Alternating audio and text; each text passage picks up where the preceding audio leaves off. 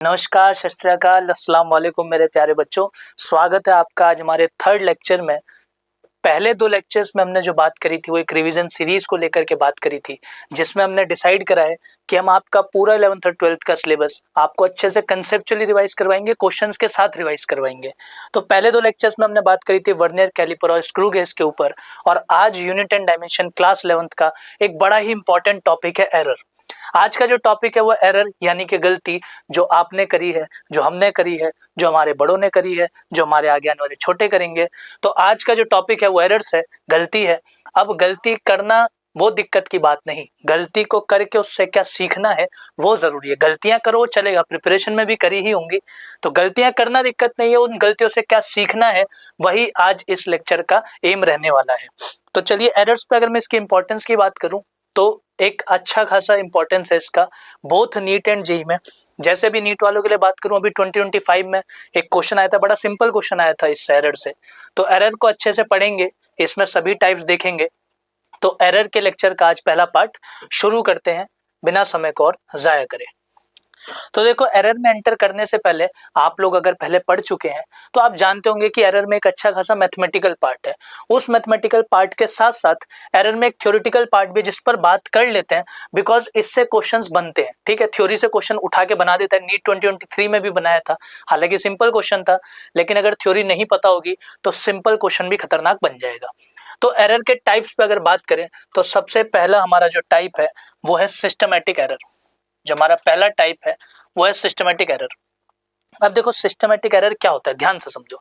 Systematic error होता है ऐसे एरर्स जिनका होने का कॉज हमको पता होगा, यानी कि हमको कारण पता होगा कि ये गलतियां क्यों हो रही है। मान लो तुमने कोई रीडिंग ली, सपोज तुम लेंथ ही मेजर कर रहे थे किसी चीज की, और वो लेंथ ज्यादा आ गई। ट्रू वैल्यू थी उसकी 2 मीटर, ट्रू वैल्यू थी 2 मीटर, होनी चाहिए थी 2 मीटर, तुमने मेजर कर दी 2.5 मीटर। तो ऐसे में हम बोलते हैं कि जो एरर हुआ है उसका कारण क्या था, वो जो रीडिंग थी वो ज्यादा क्यों आ गई, वो रीडिंग ज्यादा क्यों आ गई, 2 मीटर क्यों नहीं आई। तो जब हमको कॉज पता होता है, जब हमको कॉज पता होता है कि भैया क्यों गलती हुई, क्या कारण था, तब हम बोलते हैं कि सिस्टमेटिक एरर है। ऐसे में हम बोलते हैं कि हमने जो गलती करी उसको सिस्टमेटिक एरर बोला जाएगा। अब सिस्टमेटिक एरर किस किस कारण से हो सकती हैं वो थोड़ा देखने की कोशिश करते हैं। जैसे पहला है error due to imperfect design और कैलिब्रेशन ऑफ द इंस्ट्रूमेंट। जैसे कि मान लो आप जो इंस्ट्रूमेंट यूज कर रहे हो, ठीक है, जो आप इंस्ट्रूमेंट यूज कर रहे हो, अगर उसकी कंस्ट्रक्शन में ही कोई फ्लॉ है, ठीक है, मान लो इंस्ट्रूमेंट ही गलत बनाया किसी ने, या उसकी कैलिब्रेशन, उस पर मार्किंग्स गलत करी हुई है, तो ऐसे में हम बोलते हैं कि उस इंस्ट्रूमेंट के अंदर एक एरर है। और वो एरर कौन सा होगा, सिस्टमेटिक एरर होगा। बिकॉज तुमको पता चल जाएगा, तुमको कारण दिखेगा कि भैया मेरे इंस्ट्रूमेंट में गड़बड़ हो रही है, तो उसको तुम सिस्टमेटिक एरर मान के चलते हो। अब ये जो मैं टाइप्स बता रहा हूँ ना, इंपॉर्टेंट है, क्योंकि तुमसे एग्जाम में यही दे के पूछ सकता है कि बताओ ये कौन सी एरर के अंदर आएगा, कौन से टाइप के एरर के अंदर आएगा।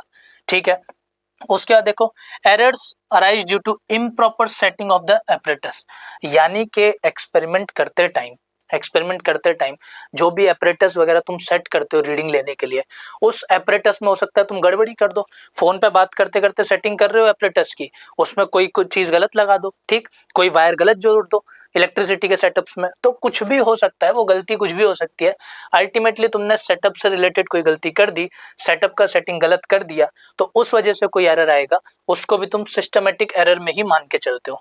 फिर देखो, अगला है errors due to predictable environmental factors. अब यहाँ पे ये वर्ड ध्यान रखना, प्रिडिक्टेबल, बिकॉज तुमने बार बार बोला है सिस्टमेटिक एरर्स में कि सर सिस्टमेटिक एरर्स वो एरर है जो जिनका कॉज हमको पता है, जो क्यों हो रही है हमको पता है। अगर तुमको पता है तो फिर प्रिडिक्टेबल वर्ड यूज करोगे ना, प्रिडिक्टेबल वर्ड यूज करोगे, क्योंकि तुमको कॉज पता है। ठीक, तो अगर एनवायरनमेंट में कोई चेंज आता है जो कि प्रिडिक्टेबल है, तुम पहले से प्रिडिक्ट कर पा रहे हो कि ऐसा चेंज होने वाला है एनवायरनमेंट में, तो उसकी वजह से जो एरर आएगा उसको तुम सिस्टमेटिक एरर में। अब तुम कहोगे कि सर एनवायरनमेंट चेंज होने से मेरा इधर क्यों एरर आएगा, हो सकता है तुम टेम्परेचर से रिलेटेड कोई एक्सपेरिमेंट कर रहे हो, तुम टेम्परेचर से रिलेटेड कोई एक्सपेरिमेंट कर रहे हो और अचानक से मौसम सुहाना हो जाए, मौसम बरसात का हो जाए, तो अगर बढ़िया मौसम हो गया तो टेम्परेचर थोड़ा नीचे जा सकता है, टेम्परेचर थोड़ा सा नीचे चला जाएगा।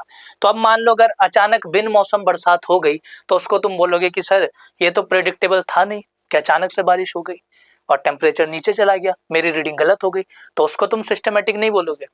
तुम बोलोगे प्रिडिक्टेबल। मैं अगर दिसंबर या जनवरी में एक्सपेरिमेंट करने वाला हूँ, मुझे पता है कि भैया एनवायरनमेंट कैसा रहेगा, प्रिडिक्टेबल चेंज है, ठीक है, तो उसकी वजह से होने वाली जो गलती होगी उसको तुम बोलोगे सिस्टमेटिक एरर, क्योंकि तुमको कॉज पता था, ठीक है, तुमको कॉज पता था। बढ़िया। तो इस पूरी कहानी से अब तक हमने ये सीख लिया कि सिस्टमेटिक एरर्स सर वो एरर्स होती हैं, वो गलतियां होती हैं जिनका कारण हमको पता होता है। एक बात पता चल गई कि सर कॉजेज पता है, कारण पता चल जाएगा कि इस वजह से हुआ, ठीक है। लेकिन इसमें एक और खास बात होती है, सिस्टमेटिक एरर में सिर्फ इतना नहीं बोल सकते कि सर ऐसी गलतियां जिनका कारण हमको पता है, जिनका कारण हमको पता है, सिर्फ ये बोलना सही नहीं है। सिस्टमेटिक एरर्स में एक और पॉइंट मैं ऐड कर रहा हूँ, ये ऐसी एरर्स हैं, ये ऐसी एरर्स है जिनका कारण तो तुमको पता ही है, उसके साथ साथ तुम प्रिडिक्ट भी कर सकते हो इनको, जो कि मैंने यहाँ पर दिखाया कि ये जो एरर्स हैं ये प्रिडिक्टेबल हैं। आप बता सकते हो कि क्यों होंगी और कब होंगी। प्रिडिक्टेबल एरर्स है, होने से पहले भी आप अंदेशा लगा सकते हो। मान लो मुझे दिख रहा है मेरा इंस्ट्रूमेंट खराब है, मुझे पहले से दिख रहा है इंस्ट्रूमेंट खराब है, मुझे दिख रहा है उसके अंदर 0 एरर है, तो मैं पहले से प्रिडिक्ट कर दूंगा कि एरर आने वाली है, तो वो सिस्टमेटिक एरर की बात हो गई। अब इसका एक बड़ा इंपॉर्टेंट पॉइंट कि सिस्टमेटिक एरर्स ऐसे एरर्स होते हैं जिनको कंप्लीटली एलिमिनेट किया जा सकता है। ये बहुत इंपॉर्टेंट पॉइंट है बच्चों। सिस्टमेटिक एरर्स ऐसे एरर्स होते हैं जिनको कंप्लीटली एलिमिनेट कर सकते हो। मान लो कोई रीडिंग तुमने ली और उसमें सिस्टमेटिक एरर था, तो तुम उसको एलिमिनेट कर सकते हो। और ऑब्वियसली बात, एलिमिनेट कर सकते हो यार, जब तुमको पता है कि कोई चीज होने वाली है, प्रिडिक्टेबल, तुमको पता है तुम्हारा एग्जाम आने वाला है, पेपर होने वाला है, तो तुम प्रिडिक्ट करोगे ना कि फेल होना है या पास। अब उसके लिए एफर्ट डालोगे, पढ़ाई नहीं करोगे तो एरर आ जाएगी, पढ़ाई कर लोगे तो सब कुछ सही हो जाएगा। तो अल्टीमेटली सिस्टमेटिक एरर्स ऐसी एरर्स हैं जो प्रिडिक्टेबल हैं, जिनका कॉज हमको पता है और जिनको आप कंप्लीटली एलिमिनेट कर सकते हो। ठीक, चलो अगले पॉइंट पर बात करते हैं। तो अगला पॉइंट है systematic errors are unidirectional in nature. अब ये क्या बता रहे हो sir, systematic errors are unidirectional, ये अजीब सा वर्ड क्या है? तो इसका मतलब समझो, मान लो मैं कोई एक्सपेरिमेंट कर रहा था और उसमें जो मेरी रीडिंग थी उसमें सिस्टमेटिक एरर आ रहा था, ठीक है, कोई भी रीजन से उसमें सिस्टमेटिक एरर आता। अब सिस्टमेटिक एरर देखो किस तरीके के होते हैं। अगर तुम्हारी रीडिंग प्लस में जा रही है एरर की वजह से, ऐसा समझो कि एक वेइंग मशीन है, ठीक है, और वेइंग मशीन से मुझे क्या मेजर करना है, मुझे उससे मेजर करना है वेट। अब मशीन पर मैं अभी खड़ा नहीं हूं, ठीक है, मशीन के ऊपर अभी मैं नहीं खड़ा हुआ, तो मशीन का रीडिंग कितना होना चाहिए था, 0 kg। मान लो इस मशीन में है गड़बड़, और इसमें जो गड़बड़ है उसका नाम मैं लिख देता हूँ 0 एरर। अगर पिछले लेक्चर्स देखें तो तुरंत समझ गए होगे ये बातें कहाँ जा रही है, और नहीं समझो तो फिर समझो। एक वेइंग मशीन है, उससे मुझे वेट मेजर करना है। अगर इसके ऊपर कोई नहीं खड़ा हुआ तो इसका जो रीडिंग होना चाहिए था वो होना चाहिए था 0 kg, लेकिन मान लो मेरी मशीन दिखा रही है +5 kg,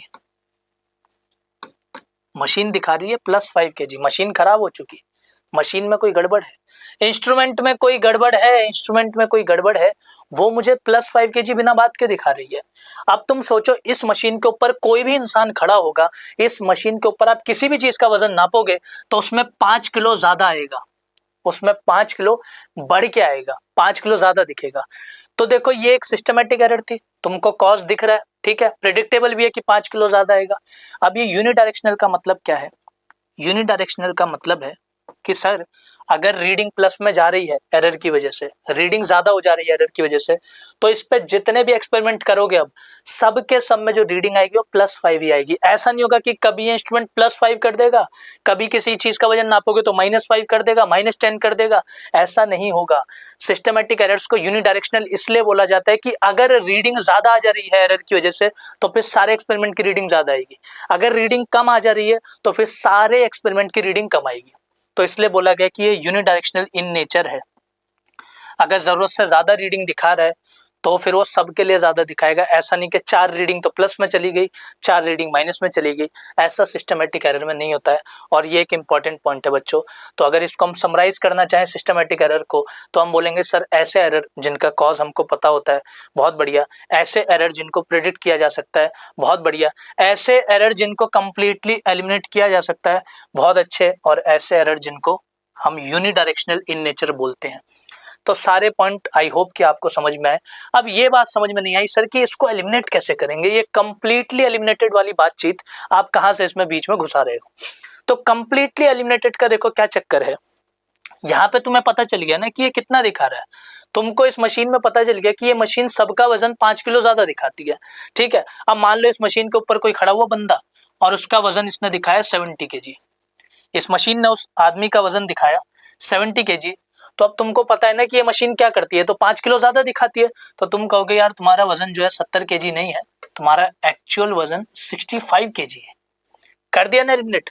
अरे तुम्हें मिल गई ट्रू रीडिंग, तुम्हें समझ में आ गया कि जीरो एरर था, तुमने प्रिडिक्ट कर दिया, तुम्हें दिख गया, तुमने एलिमिनेट कर दिया, उसको एलिमिनेट कर सकते हो। तो देखो ऐसे सिस्टमैटिक एरर्स को एलिमिनेट करा जा सकता है, क्योंकि तुम्हें पता होता है कि एरर कहाँ हो रही है, कितनी हो रही है, कैसे हो रही है। एक बार ये सब पता चल गया तो तुम करेक्शन कर सकते हो, उसको एलिमिनेट कर सकते हो। आई होप कि अब आपको समझ में आ रहा होगा कि सिस्टमैटिक एरर्स में ये वाली बात क्यों बोली जाती है।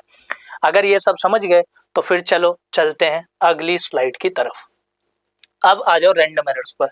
अब रैंडम एरर्स का जैसा नाम है वैसा ही इसका काम है। ये वो एरर्स हैं जिनको आप प्रिडिक्ट नहीं कर सकते, ठीक है, अचानक से हो जाएंगी, आपको पता भी नहीं चलेगा, अचानक से हो जाएगी। वो जो बिन मौसम बरसात वाली बात बोली थी वो रैंडम एरर्स का ही केस है, रैंडम एरर्स का ही केस है। इन एरर्स में क्या होता है, जैसे एग्जांपल ले लो, आप कोई इलेक्ट्रिसिटी से रिलेटेड एक्सपेरिमेंट कर रहे थे, ठीक है, आप रीडिंग वीडिंग ले रहे हो, बढ़िया से लिख रहे हो, मौज आ रही है।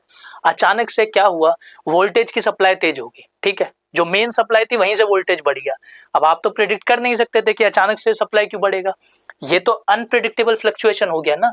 तो इसको आप बोलोगे कि सर ये रैंडम एरर है, क्योंकि हम प्रिडिक्ट कर ही नहीं सकते थे, अचानक से हो गया एकदम। तो जो अचानक से होने वाली गलतियां होती हैं, अचानक से होने वाले चेंजेस होते हैं, उनकी वजह से जो एरर आती है उसको हम प्रेम से, मोहब्बत से, दिल से रैंडम एरर बुलाते हैं, ठीक है, उसको हम रैंडम एरर बुलाते हैं। अब क्या रैंडम एरर हमारी गलती है? मोस्टली हमारी गलती नहीं है, क्योंकि यार अगर कोई चीज अनप्रिडिक्टेबल हो रही है, बाहर से एनवायरनमेंट ही बदल जा रहा है, मेन सप्लाई ही बढ़ जा रही है, तो हमारी क्या गलती इसमें? तो ऐसा कह सकते हो कि रैंडम एरर तुम्हारी गलती नहीं है, वो एनवायरनमेंट की गलती हो सकती है, आसपास के माहौल की गलती हो सकती है, ठीक है। चलो, तो रैंडम एरर हमको समझ में आ गया, ऐसे एरर जिनको प्रिडिक्ट नहीं किया जा सकता या फिर जो एकदम रैंडमली होती हैं, तो these are unpredictable in nature. अब देखो, अगर ये अनप्रेडिक्टेबल है तो ये एरर्स कभी तो होंगी, रैंडम है ना। जैसे सिस्टमैटिक में क्या था, सिस्टमैटिक में अगर तुम्हारा वो जो मशीन था वो +5 kg, सबका वजन 5 किलो बढ़ा के दिखा रहा था, तो तुम जितनी बार नापोगे वो उतनी बार 5 किलो बढ़ा के दिखाता। लेकिन रैंडम एरर में ऐसा नहीं है, रैंडम एरर में कभी एरर आएगी कभी नहीं आएगी। जैसे वो फ्लक्चुएशन वाला एग्जांपल देखो, तुम एक्सपेरिमेंट कर रहे हो, बढ़िया से रीडिंग ले रहे हो, उधर से वोल्टेज अचानक उठ गई, तुम्हारी 2-3 रीडिंग खराब हो गई, 2-3 रीडिंग ऊपर नीचे आ गई सॉल्व करके। अब उधर से वोल्टेज वापस शांत हो गई, तो फिर तुम एक्सपेरिमेंट कर रहे हो, फिर रीडिंग अच्छी आ रही है। अब उधर से वोल्टेज अचानक नीचे गिर गई, तो फिर रीडिंग ले रहे हो, फिर रीडिंग कम आ रही है। तो घुमा फिरा के मैं तुमसे ये कहना चाह रहा हूँ कि रैंडम एरर का भाई कोई भरोसा है नहीं कि कब आएगी और कब नहीं आएगी, तभी तो अनप्रेडिक्टेबल बोल रहे हैं। और जिसका ये ही नहीं पता कि कब आएगी और कब जाएगी, और इससे तुम समझ रहे हो कि कौन आएगी और कौन जाएगी, एरर की बात हो रही है। Random errors can only be reduced but can't be completely eliminated. भैया जब पता ही नहीं है कि कब आएगी और कब जाएगी, तो तुम कैसे उसको पहचानोगे और कैसे उसको एलिमिनेट करोगे? तो रैंडम एरर्स को हम कभी भी एलिमिनेट नहीं कर सकते। ये एमसीक्यूज में बनने लायक स्टेटमेंट है। तो यहाँ से सिस्टमैटिक और रैंडम में तुम्हें बहुत बढ़िया डिफरेंस मिल गया कि सर रैंडम एरर्स वो हैं जिनको हम कंप्लीटली एलिमिनेट नहीं कर सकते, लेकिन सिस्टमैटिक एरर्स वो हैं जिनको कंप्लीटली एलिमिनेट किया जा सकता है, ठीक है। रैंडम एरर्स वो हैं जो अनप्रेडिक्टेबल है, पता ही नहीं कब हो जाए, कब बेड़ा गर्क हो जाए, लेकिन सिस्टमैटिक एरर वो है जिनको प्रेडिक्ट किया जा सकता है, प्रेडिक्ट करके फिर उनको हटाया भी जा सकता है। चलो, तो अब एक और पॉइंट पे बात करते हैं। Random errors are bidirectional in nature. ये क्या कह दिया सर आपने, ये क्या शब्द इस्तेमाल कर लिया, बाई डायरेक्शनल? अरे सिस्टमैटिक में क्या लिखा था, सिस्टमैटिक में लिखा था systematic errors are unidirectional in nature. Systematic errors are unidirectional in nature, यानी कि अगर रीडिंग प्लस में आ रही है, किसी रीजन से रीडिंग बढ़ जा रही है, तो फिर जितनी रीडिंग लोगे सबकी सब बढ़ी हुई आएंगी। किसी रीजन से अगर रीडिंग कम आ रही है तो जितनी रीडिंग लोगे सबकी सब कम आएंगी। लेकिन रैंडम एरर में ऐसा नहीं है भैया, ये तो रैंडम है, कभी रीडिंग को बढ़ा देगा कभी रीडिंग को घटा देगा। जैसे वोल्टेज सप्लाई वाला एग्जांपल, एक्सपेरिमेंट कर रहे हो, कभी वहां वोल्टेज बढ़ गई, यहाँ रीडिंग कैसी तैसी हो गई, रीडिंग भी बढ़ गई, कभी वहां वोल्टेज गिर गई तो यहाँ रीडिंग भी नीचे गिर जाएगी हमारी। तो रैंडम एरर्स में ऐसा होता है कि ये बाई डायरेक्शनल है, दोनों तरीके की पॉसिबिलिटी है इसके अंदर। तो अब रैंडम एरर्स का एलिमिनेट नहीं कर सकते, इस पॉइंट पे बात हो गई है। लेकिन इसको कम किया जा सकता है, ठीक है, इसको खत्म नहीं किया जा सकता। सिस्टमेटिक एरर तो पूरा जड़ से खत्म कर दो, एकदम बेड़ा गर्क कर दो उसका, लेकिन रैंडम एरर को जड़ से खत्म नहीं किया जा सकता है। तो फिर क्या किया जा सकता है, उस पर बात करते हैं कि इसको कम किया जा सकता है, और वो कम कैसे किया जाता है वो समझो। Random errors are eliminated by taking the average of all readings. यानी कि अगर तुम कोई एक्सपेरिमेंट कर रहे थे और तुमने एक्सपेरिमेंट करते करते 50 रीडिंग ली, उस टाइम पे 50 रीडिंग ली तुमने उस एक्सपेरिमेंट की, तो अगर तुम्हें रैंडम एरर कम करना है, एलिमिनेट तो कर नहीं सकते, अगर रैंडम एरर कम करना है तो तुम क्या करोगे, उन 50 की 50 रीडिंग का एवरेज निकाल दोगे। अब सर इससे क्या फायदा होगा, एवरेज निकालने से ऐसे कैसे रैंडम एरर कम हो जाएगी, तो मैं बताता हूँ क्यों हो जाएगी। तुम्हें पता है रैंडम एरर एक ऐसी एरर है जो कभी आएगी और कभी नहीं आएगी। यानी कि अगर तुम 50 रीडिंग लेते हो तो उन 50 में से हो सकता है 20 में एरर हो और बची हुई 30 में ना हो। तो जब तुम एवरेज निकालते हो तो उसमें चांसेस बढ़ जाते हैं कि ऑन एन एवरेज जो रीडिंग आएगी वो लगभग लगभग ट्रू वैल्यू के ही करीब आएगी, क्योंकि 30 रीडिंग ऐसी थी जिनके अंदर एरर नहीं थी, 20 रीडिंग ऐसी थी जिनके अंदर एरर थी। तो जब तुम एवरेज निकालते तो कहीं बीच का सामान हमको मिल जाता है कि थोड़ी सी ट्रू होगी हमारी रीडिंग और थोड़ा सा उसमें एरर होगा, ठीक है। तो रैंडम एरर में हमने सीख लिया कि सर इनको एलिमिनेट नहीं कर सकते, इनको हम रिड्यूस कर सकते हैं, और रिड्यूस करने का तरीका है कि सर इनका पकड़ के एवरेज निकाल दो, ठीक है, इनका पकड़ के एवरेज निकाल दो। अब इसमें एक सस्ता सा न्यूमेरिकल है, कभी कभी बन जाता है, एग्जाम में भी इतना पूछा नहीं गया है, लेकिन फिर भी इस पर बात कर लेते हैं। देखो क्या है, if the random error in the arithmetic mean of 100 observation, यानी कि मैंने कहीं पर 100 ऑब्जर्वेशंस ली थी, उन 100 ऑब्जर्वेशंस में जो रैंडम एरर निकला वो x निकला, ठीक है, 100 ऑब्जर्वेशंस ली, उनका जो रैंडम एरर निकला वो x निकल गया, ठीक ठीक है जी, मान लिया x निकल गया। तो 100 रीडिंग्स में रैंडम एरर निकला x। ये बोल रहा है then the random error in the arithmetic mean of 700 observations will be. कह रहा है कि अगर मैं 100 की बजाय 700 लेता, 700 रीडिंग्स लेता और उनका अरिथमेटिक मीन समझ रहे हो ना, घबरा तो नहीं रहे इससे, एवरेज बोल रहा है, मीन वैल्यू बोल रहा है और कुछ नहीं बोल रहा, अरिथमेटिक मीन मतलब एवरेज बोल रहा है, आगे इस पर बात भी करनी है हमको।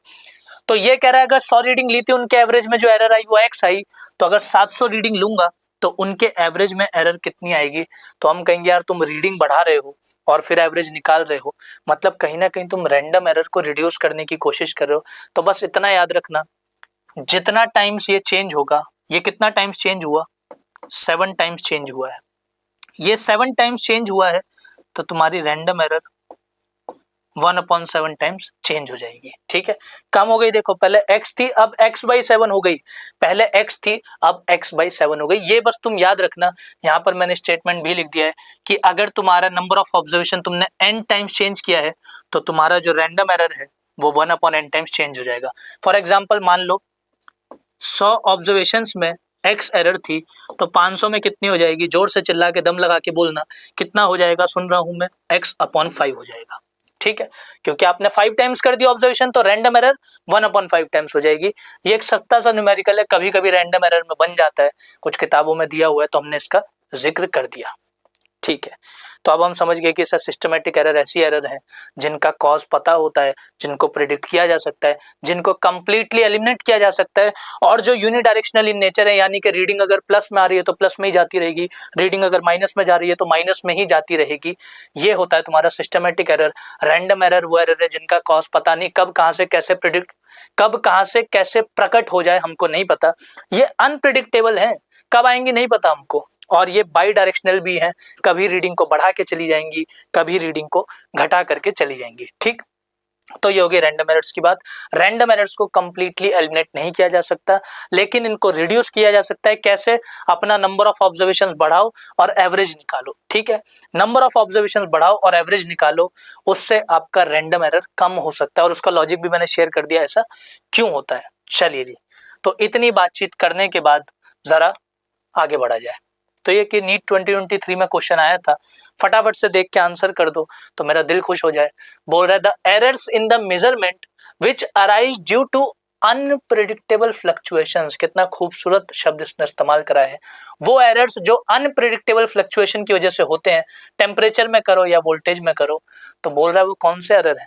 अब तुम्हारे दिमाग में तुरंत आना चाहिए कि सर जी हमने पढ़ा था ऐसे एरर जो अनप्रिडिक्टेबल हो या रैंडमली हो जाए तो वो क्या कहलाते हैं, वो रैंडम एरर कहलाते हैं। तो हो गया डायरेक्टली। तो देखो थ्योरी से एक सवाल आया हुआ है, थ्योरी से एक सवाल आया हुआ है, वो यही था, वो सवाल यही था कि रैंडम एरर उसने इनडायरेक्टली पूछ लिया था। चलो आगे बढ़ा जाए। तो मतलब थ्योरी इंपॉर्टेंट है, कल को यूनिडायरेक्शनल बाई डायरेक्शनल भी पूछ ले तो आपको आइडिया होना चाहिए। अब एरर के और 2-3 टाइप्स पे बात करते हैं, उसके बाद मेन जो एरर का मैथमेटिकल पार्ट है उस पर चलेंगे। लीस्ट काउंट एरर, ये भी एक तरीके की एरर है जो आती है इंस्ट्रूमेंट्स के अंदर। लीस्ट काउंट पे पहले बातचीत कर चुके हम थोड़ी बहुत, उसी को यहाँ पर मैं समराइज कर रहा हूँ, उसी को यहाँ पर समराइज कर रहा हूँ। जैसे अगर मैं आपसे बोलूं, जैसे अगर मैं आपसे बोलूं कि बेटा ये एक स्केल है, इस स्केल से मुझे 5 सेंटीमीटर की एक लाइन खींच दो, तो आप कहोगे कि सर मैं 0 से शुरू करूंगा, मैं 0 से शुरू करता हुआ जाऊंगा और फिर मैं 5 तक चला जाऊंगा। मैंने कहा बहुत बढ़िया बेटा, 5 सेंटीमीटर तुमने खींच दिया, वाह वाह। अब मैं तुमसे कहूंगा कि नहीं 5 सेंटीमीटर नहीं, मुझे 5.4 सेंटीमीटर खींच के दिखाओ, तो तुम कहोगे सर कोई बड़ी बात नहीं है, 5.1, 5.2, 5.3, 5.4 यहाँ तक आ गए। अब मैंने तुमसे कहा कि बेटा 5.4 नहीं, 5.46 सेंटीमीटर खींच के दिखाओ, तो बेटा जब तुम यहां से मूव करोगे, तुम अभी कहाँ खड़े हो, तुम अभी 5.4 पर खड़े हो और तुम्हें जाना कहाँ है, अगला जो डंडा होगा, अगला जो डंडा होगा वो कितना होगा, 5.5।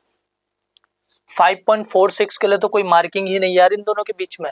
तुम क्या करोगे, 5.4 पे खड़े होके थोड़ी सी लाइन आगे ड्रॉ कर दोगे और कहोगे सर ये 5.4 से रुक जाएगा। तो ये जो तुमने थोड़ा सा लाइन आगे ड्रॉ करा ना, ये जो तुमने लगभग थोड़ा सा आगे बढ़ा दिया, वही है तुम्हारा लीस्ट काउंट एरर, वही है गलती, वहीं पे तुमने खराब कर दिया काम।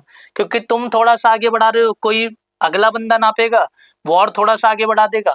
तो ये जो तुम अंदाजे से काम कर रहे हो ना कि सर 5.4 तक तो मुझे कंफर्म पता है, 5.4 तक मुझे कंफर्म पता है, लेकिन उसके बाद 5.46 के लिए मुझे नहीं पता, तो मैं क्या करूंगा, मैं थोड़ा सा अंदाजे से आगे बढ़ा के बना दूंगा।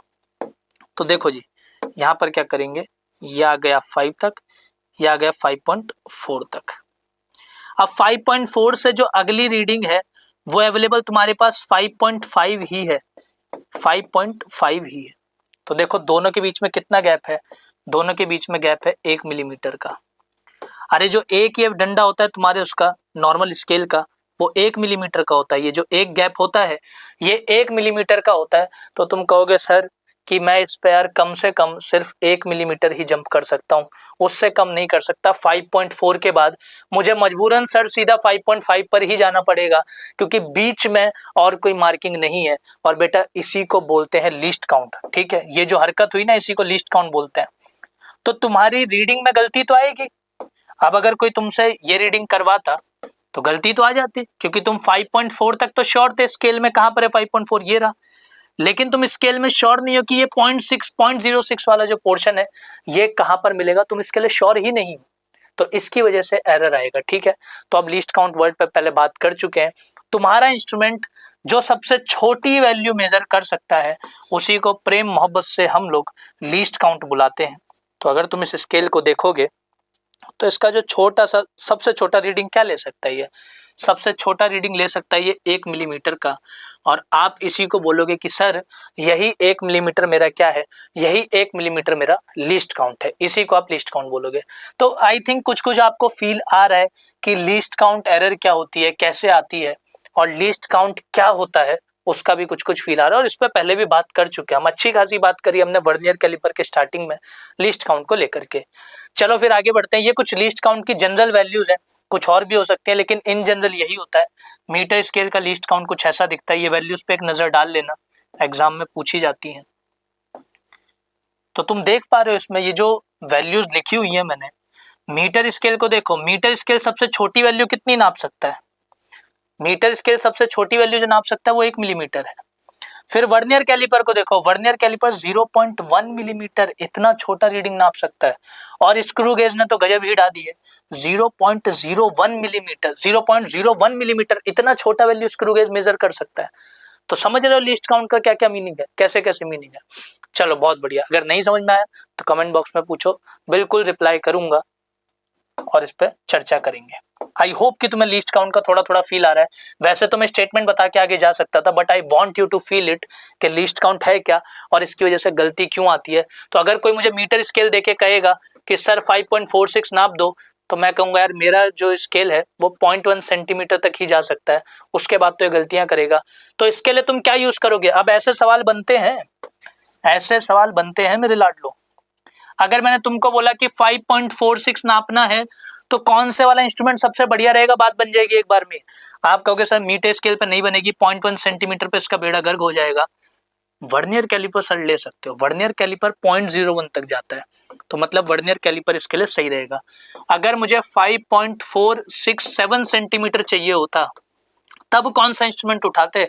तब कहते सर ये भी खराब हो जाएगा, ये तो केवल 1 डेसिमल तक नाप पाएगा, ये भी खराब हो जाएगा, ये केवल 2 डेसिमल तक नाप पाएगा। सर स्क्रू गेज बढ़िया रहेगा, 3 डेसिमल तक नाप सकता है सर, 3 डेसिमल तक स्क्रू गेज नाप सकता है, तो मजा आ जाएगा। हमने कहा बढ़िया जी। तो लीस्ट काउंट का अगर आपको फील है तो आप बता सकते हो कि कौन सी रीडिंग के लिए कौन सा इंस्ट्रूमेंट बढ़िया रहेगा। तो आई होप ये समझ में आया है।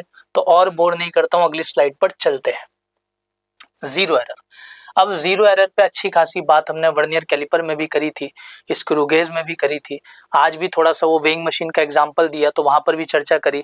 तो जीरो एरर पे बस एक लाइन बोलता हूँ फिर आगे चलेंगे। अगर जीरो एरर डिटेल में पढ़ना है तो इस सीरीज का पहला लेक्चर उठाओ वर्नियर कैलिपर वाला, जिसमें मैंने दिल खोल के और मुंह खोल के अच्छे से जीरो एरर पर लगभग 15-20 मिनट तो बात करी होगी, एग्जैक्ट टाइम मुझे याद नहीं, लेकिन 15-20 मिनट उस पर चर्चा करी है, तो वहां से जाके डिटेल में देख सकते हो। तो जीरो एरर क्या होता है? ऐसी एरर जब आपकी मशीन को जीरो रीडिंग देनी चाहिए थी। जैसे वेइंग मशीन है, अगर वेइंग मशीन के ऊपर कोई नहीं खड़ा तो कितना रीडिंग देगा? 0 kg। अरे कोई है ही नहीं तो काय बात का वजन नापेगा? भूत प्रेत का नापेगा क्या? तो मशीन के ऊपर कोई नहीं खड़ा तो उसका जो रीडिंग आएगा वो आएगा 0 kg। लेकिन सोचो ऐसे में अगर उस पर कोई नहीं खड़ा हुआ और फिर भी आपकी मशीन बोल दे कि सर रीडिंग है 10 किलो, अब मशीन पे कोई नहीं है फिर भी वो रीडिंग दे रही है 10 किलो, तो इसके दो ही रीजन हो सकते हैं, या तो आपकी मशीन के अंदर एरर है या फिर वहां पर कोई बुरी भूत प्रेत की आत्मा है। ठीक है। तो जीरो एरर क्या होता है? जीरो एरर होता है कि सर रीडिंग को जहां जीरो देना चाहिए था, रीडिंग जहां जीरो देनी चाहिए थी मशीन को, वहां पर मशीन ने क्या करा? मशीन ने मेरे को कोई और फाइनाइट नंबर बता दिया, 5 किलो, 10 किलो, 15 किलो, कुछ भी बता सकती है। तो इसी को हम बोलते हैं जीरो एरर। अब जीरो एरर को दो टाइप्स में बांटा था, positive zero error and negative zero error. Positive zero error and negative zero error. अब इनके लिए आप अच्छे से वो वीडियोस देख सकते हैं, बिकॉज हर इंस्ट्रूमेंट के लिए ये अलग तरीके से डिफाइंड है। ठीक है। वर्नियर कैलिपर का कैसे निकलेगा, स्क्रू गेज का कैसे निकलेगा, ये अलग से डिफाइंड है सबके लिए। तो चलिए आगे बढ़ते हैं। जीरो एरर का जिक्र इसलिए यहाँ पर कर दिया क्योंकि एरर पर बातचीत हो रही थी। अब इतनी सारी ये बातचीत करने के बाद चलो मेन पॉइंट पर आते हैं और मैथमेटिकल तरीके से एरर को समझते हैं और उसके टाइप्स को समझते हैं। तो बेटा एक बात बताओ, अगर तुम कोई भी रीडिंग मेजर करते हो तो उस रीडिंग की कोई ना कोई ट्रू वैल्यू तो होती होगी। ठीक, उस रीडिंग की कोई ना कोई ट्रू वैल्यू होती होगी, यानी कि कोई भी चीज मेजर कर रहे तो उसका कोई तो एग्जैक्ट रीडिंग होगा ना, कोई तो सच होगा उसका कि हाँ जी ये इसका सही रीडिंग था, तो उसको हमने ट्रू वैल्यू बोल दिया। और एक रीडिंग वो जो तुमने बड़े प्रेम से मेजर करी, जिसको तुम बोल दोगे कि सर वो तो एक्सपेरिमेंटल वैल्यू। एक्सपेरिमेंटल मतलब आपने अपने छोटे छोटे हाथों से एक्सपेरिमेंट करा और उससे जो रीडिंग आई उसको बोल दिया एक्सपेरिमेंटल वैल्यू। जी सर समझ गए कि दो वैल्यू होंगी, एक ट्रू वैल्यू एक एक्सपेरिमेंटल वैल्यू। तो एब्सोल्यूट एरर किसको बोलते हैं? एब्सोल्यूट एरर हम बोलते हैं कि आपका जो ट्रू वैल्यू है, आपका जो ट्रू वैल्यू है और जो एक्सपेरिमेंटल वैल्यू है उसमें कितना अंतर है। आपका जो ट्रू वैल्यू है और आपका जो एक्सपेरिमेंटल वैल्यू है उन दोनों में कितना अंतर है, उसको हम बोलते हैं एब्सोल्यूट एरर। ठीक है, उसको हम बोलते हैं एब्सोल्यूट एरर। इसको प्यार से हम डेल्टा ए से डिनोट करेंगे।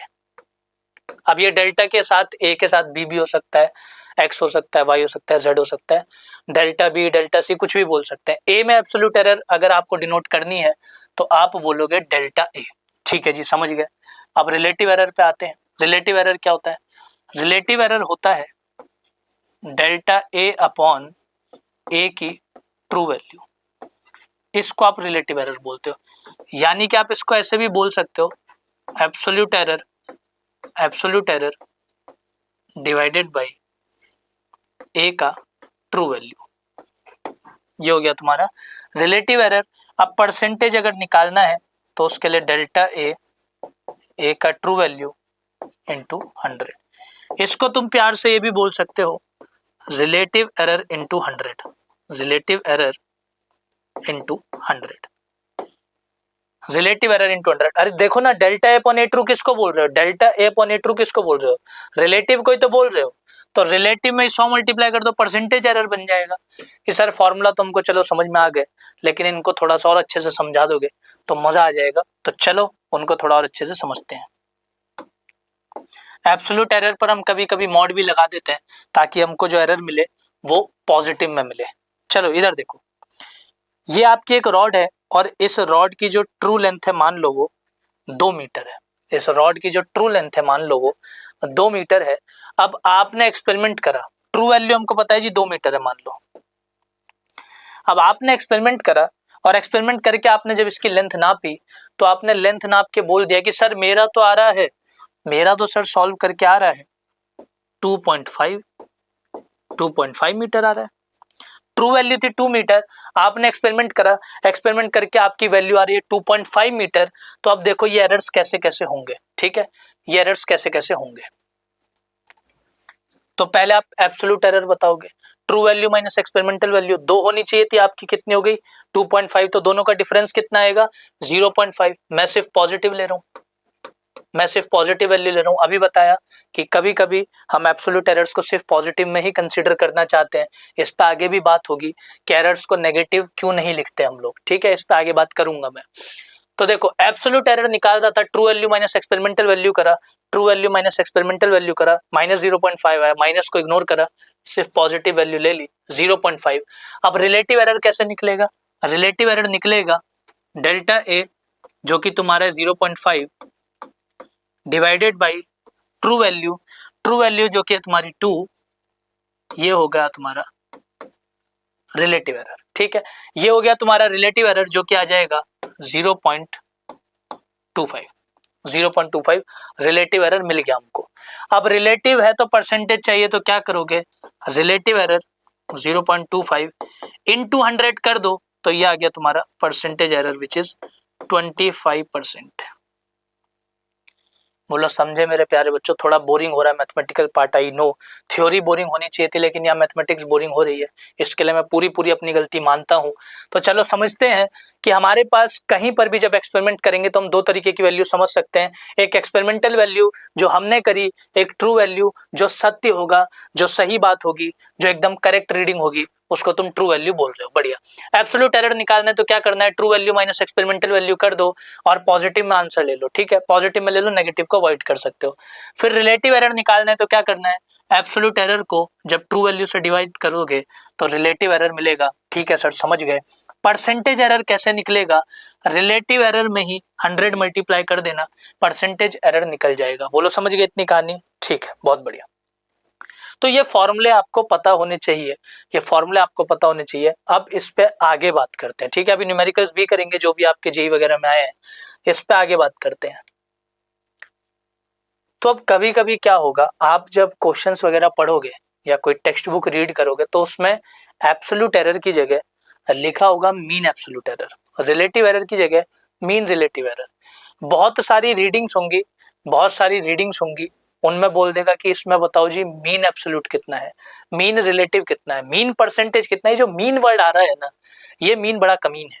चलो तो इसको समझते हैं कि ये जो मीन वर्ड है इसका क्या रोल है और हम एरर का ट्रू सेंस कैसे समझ सकते हैं। फिर यहीं पर एक पॉइंट जो है शेयर करूंगा आप लोगों से।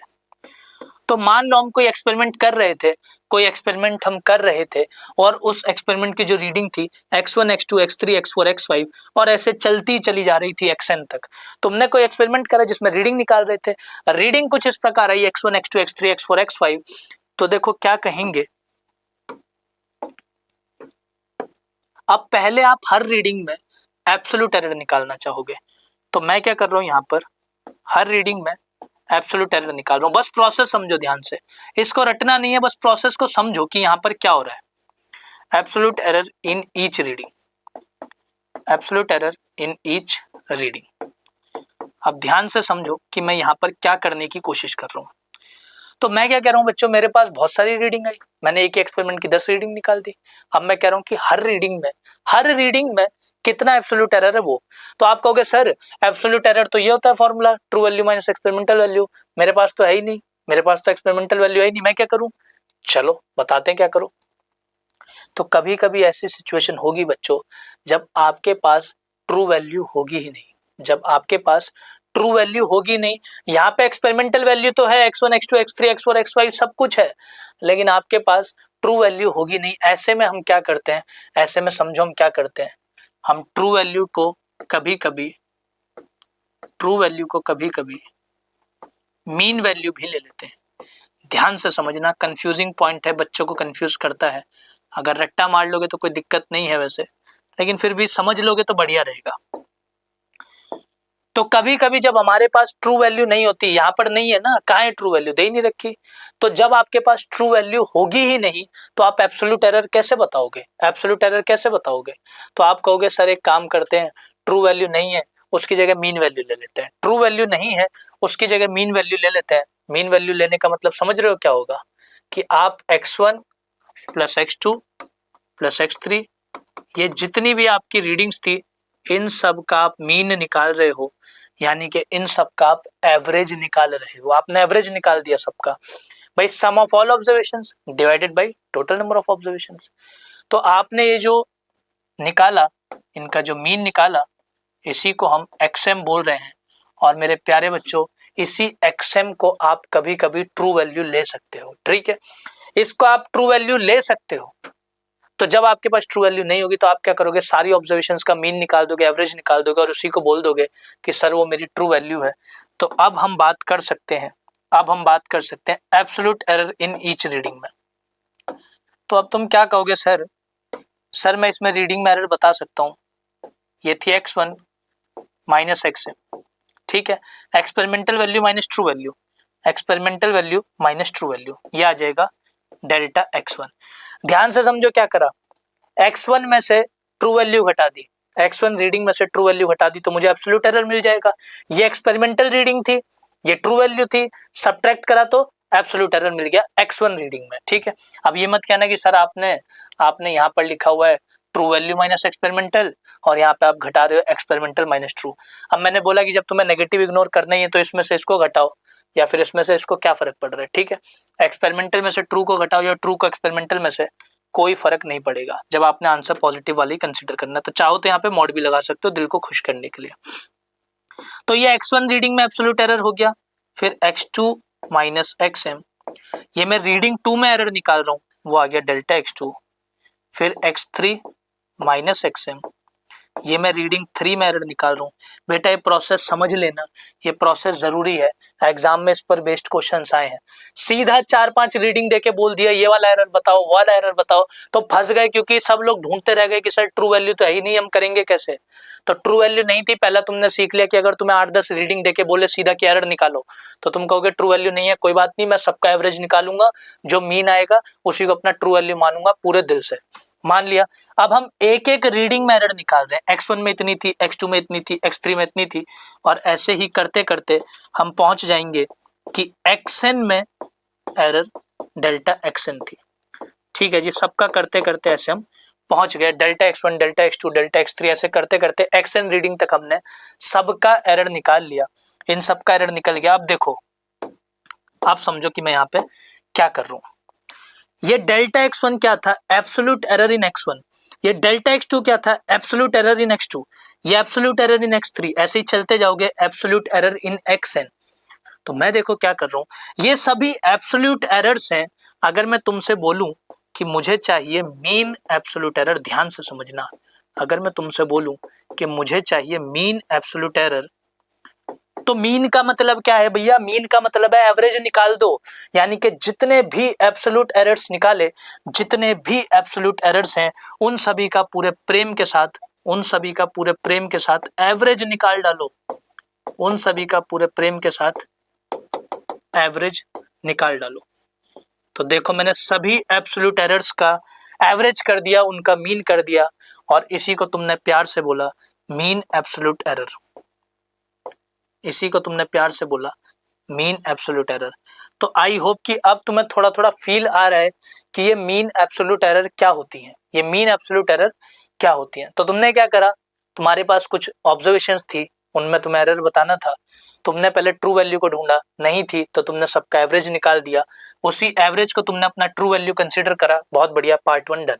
उसके बाद तुमने क्या करा, हर रीडिंग में एब्सोल्यूट एरर निकाल दिया, हर रीडिंग में एब्सोल्यूट एरर निकाल दिया, और उसके बाद उन एब्सोल्यूट एरर्स का एवरेज कर दिया, उन एब्सोल्यूट एरर्स का एवरेज कर दिया, तो आपने बोला कि मेरे को मिल गया मीन एब्सोल्यूट एरर, आपको मिल गया मीन एब्सोल्यूट एरर।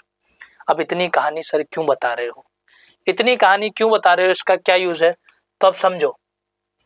तुम्हें एक मिला डेल्टा एक्सएम जो है तुम्हारा मीन एब्सोल्यूट एरर, ये है तुम्हारा mean absolute error, mean absolute error. और एक तुम्हें मिला था एक्सएम, एक तुम्हें मिला था एक्सएम। एक्सएम क्या था, जब आपने सारी रीडिंग्स का एवरेज निकाला था ट्रू वैल्यू की जगह पर, तो ये था आपका मीन वैल्यू, जिसको आप बोल सकते हो ट्रू वैल्यू, जिसको आप बोल सकते हो ट्रू वैल्यू। तो मीन वैल्यू ट्रू वैल्यू मिल गया, मीन एब्सोल्यूट एरर मिल गया। इस रिजल्ट को दिखाते कैसे हैं, इस रिजल्ट को दिखाते ऐसे हैं कि आप कहोगे जो x है, जो फाइनल रीडिंग है, जो फाइनल रीडिंग है वो आप कैसे लिख रहे हो, फाइनल रीडिंग तुम लिख रहे हो कि यार ये जो मैंने मीन निकाला था ये होगा, और इसमें एरर कितनी हो सकती है, ये तो तुम बोल दोगे ये इसकी मीन वैल्यू है, ट्रू वैल्यू है, बोलेगा इसमें एरर कितनी हो सकती है, तो तुम कहोगे यार प्लस माइनस डेल्टा एक्स होगी इसकी error, plus minus delta x होगी इसमें एरर। अभी ये जो मैंने नोटेशन लिखी है ना, इसको समझाता हूँ। अभी ये बहुत यूज होती है एग्जाम में, बहुत यूज होती है क्वेश्चंस में। देखो बहुत जगह तुमको ये नोटेशन दे देगा, यहाँ दिया हुआ है जैसे वोल्टेज दिया हुआ है ऐसे एक रीडिंग प्लस माइनस 4, करंट दिया हुआ है एक रीडिंग प्लस माइनस 0.2, तो उसी को समझ रहे हैं कि उसका मीनिंग क्या है, उससे क्या समझना है हमको, वही यहाँ पर देख रहे हैं। तो देखो बच्चे, आप जब कोई एक्सपेरिमेंट खत्म कर लेते हो तो अब आपको उसकी एक ट्रू वैल्यू पता है, और आपको ये पता है कि उसमें मीन एब्सोल्यूट एरर कितना आ सकता है, जो कि हमने देखा कि कैसे निकलेगा। तो जो फाइनल रिजल्ट आता है उसको ऐसे लिखा जाता है कि ये हो गई आपकी ट्रू वैल्यू और मीन वैल्यू, ये हो गया आपका ट्रू वैल्यू और मीन वैल्यू, और इस ट्रू वैल्यू में एरर कितना आ सकता है, प्लस माइनस, यानी कि यार एरर ज्यादा भी हो सकती है कम भी हो सकती है। ऐसा तो नहीं है ना कि कोई तुम्हें रीडिंग नापनी है तो हमेशा उसमें ज्यादा ही एरर आएगा, हो सकता है कम चली जाए। कोई लेंथ तुम्हें नापनी थी जो आनी चाहिए थी 2 मीटर, तो हो सकता है तुम्हारा जो रिजल्ट है वो 2.2 मीटर आ जाए, ज्यादा चला जाए ट्रू वैल्यू से, हो सकता है 1.8 मीटर चला जाए, कम चला जाए ट्रू वैल्यू से। तो तुम इसी को दिखाओगे कि भाई 2 मीटर तो ट्रू वैल्यू है, लेकिन प्लस माइनस 0.2 पकड़ के चलना यार, प्लस माइनस 0.2 पकड़ के चलना कि 0.2 ऊपर भी जा सकता है 0.2 नीचे भी जा सकता है। तो यही दिखाने के लिए प्लस माइनस लगाया कि आपकी एक ट्रू वैल्यू होगी जिसमें जो एरर है वो ऊपर भी जा सकती है और नीचे भी जा सकती है। क्या इतनी बात समझ में आ रही है?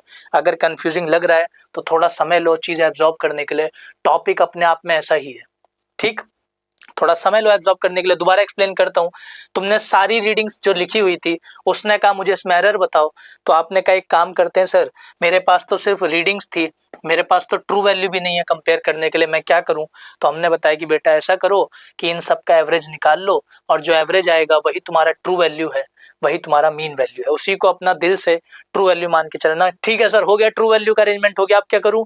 अब बेटा हर एक रीडिंग में एब्सोल्यूट एरर निकालो, हर एक रीडिंग में एब्सोल्यूट एरर निकाल लो। हो गया सर, निकाल दी, हर एक रीडिंग की एब्सोल्यूट एरर मिल गई।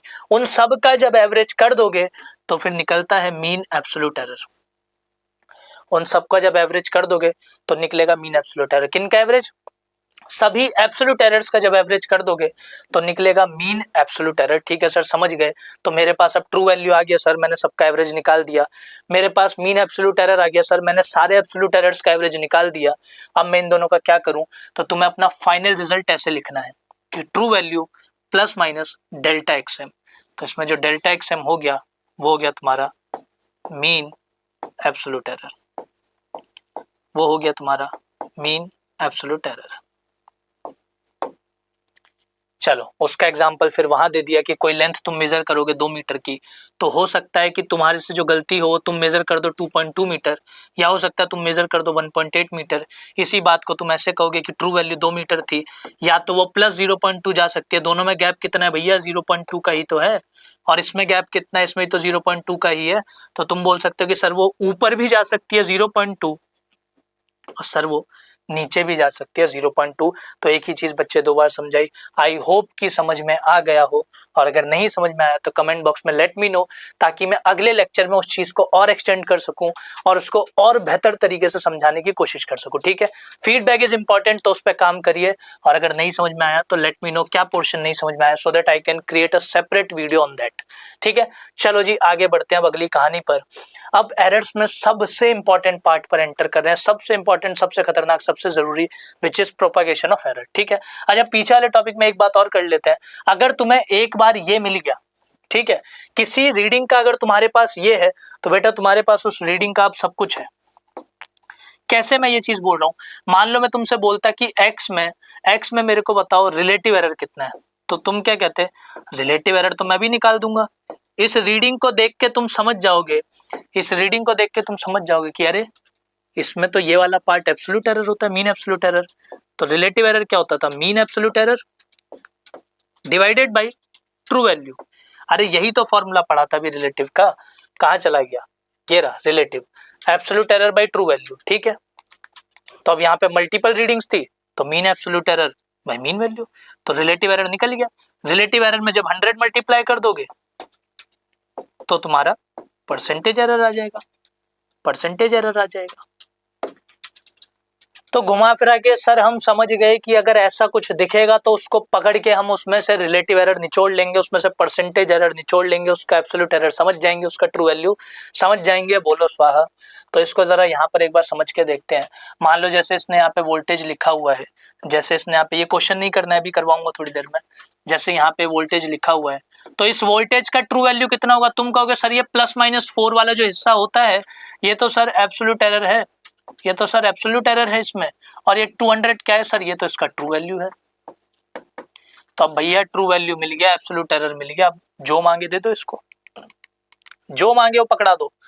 तो अब यहाँ पे रिलेटिव एरर मांगे तो पकड़ा देना, एब्सोल्यूट एरर मांगे तो भी पकड़ा सकते हो, परसेंटेज एरर मांगे तो भी उसमें से वैल्यू बता सकते हो। तो घुमा फिरा के मैं बस तुम्हें ये सिखाना चाह रहा हूँ, तब से माथा इसीलिए मार रहा हूँ कि ये रीडिंग क्या बताना चाहती है, उसका तुम्हें सोर्स पता हो कि कहाँ से आया। ठीक है, चलो तो आगे बढ़ते हैं अब अगली कहानी पर, प्रोपागेशन ऑफ एरर्स पर।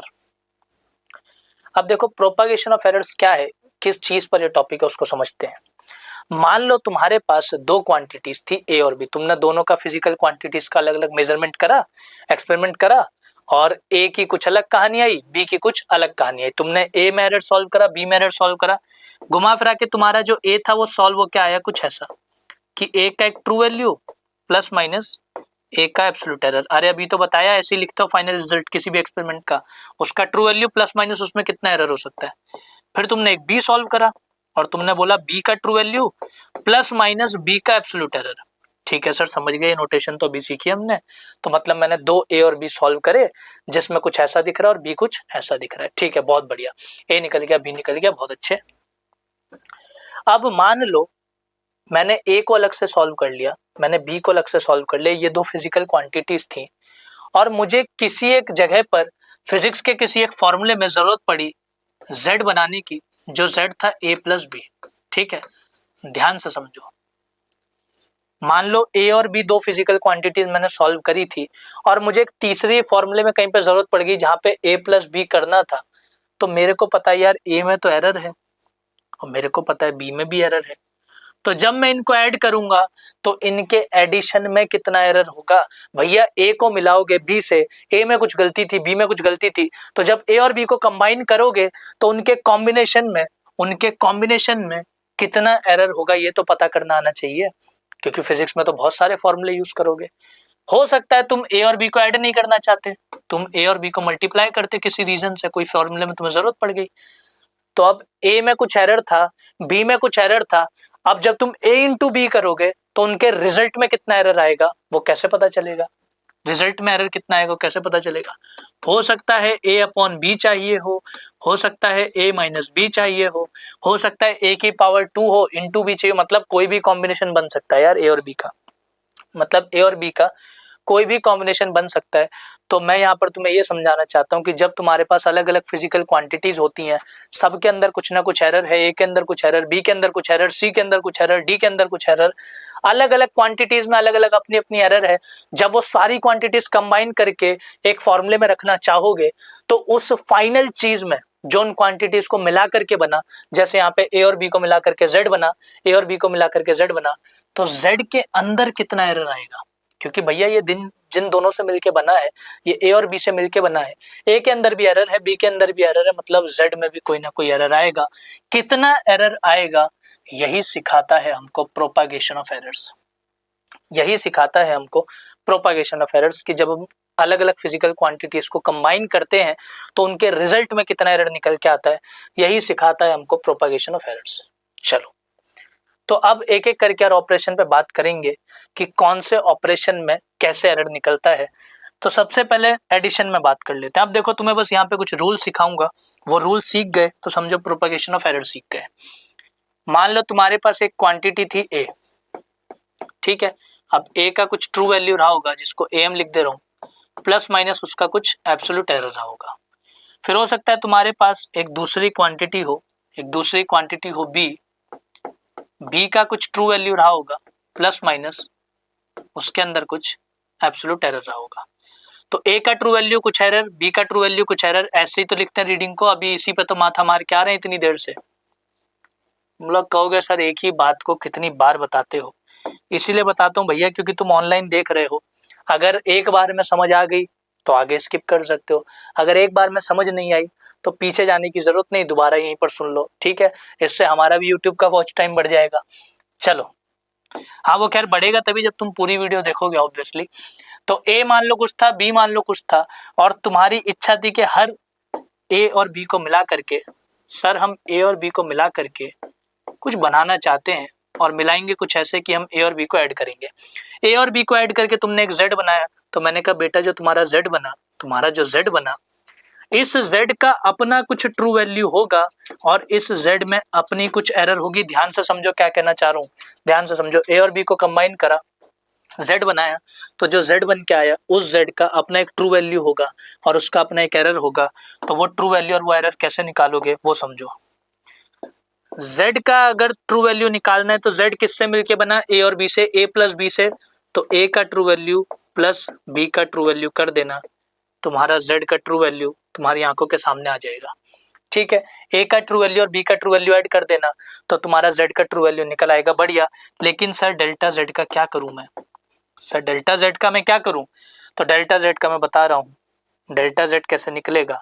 तुमने a और b को ऐड करा था और z बनाया था, तो a और b के डेल्टा a और डेल्टा b ऐड कर दो, delta a plus delta b कर दो, और ये निकल गया तुम्हारा डेल्टा z, ये निकल गया तुम्हारा डेल्टा z, ठीक है।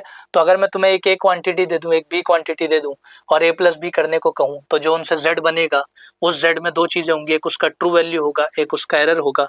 तो z का ट्रू वैल्यू ऐसे निकलेगा और उसका एरर ऐसे निकलेगा। आई होप कि तुमको कहानी समझ में आ रही है। चलो, ये हो गया एडिशन का, इसको न्यूमेरिकल्स में भी अप्लाई करेंगे, डोंट वरी। अभी के लिए सीखते हैं सारे ऑपरेशंस में एक एक करके। अब तुम्हें सेम काम करना है, तुम्हारे पास एक ए था, एक बी था, लेकिन अब उनको सब्ट्रैक्ट करना है। अब तुम उनको सब्ट्रैक्ट करना चाहते हो, अब तुम ए और बी को सब्ट्रैक्ट करके एक नई क्वांटिटी बनाना चाहते हो विच इज जेड।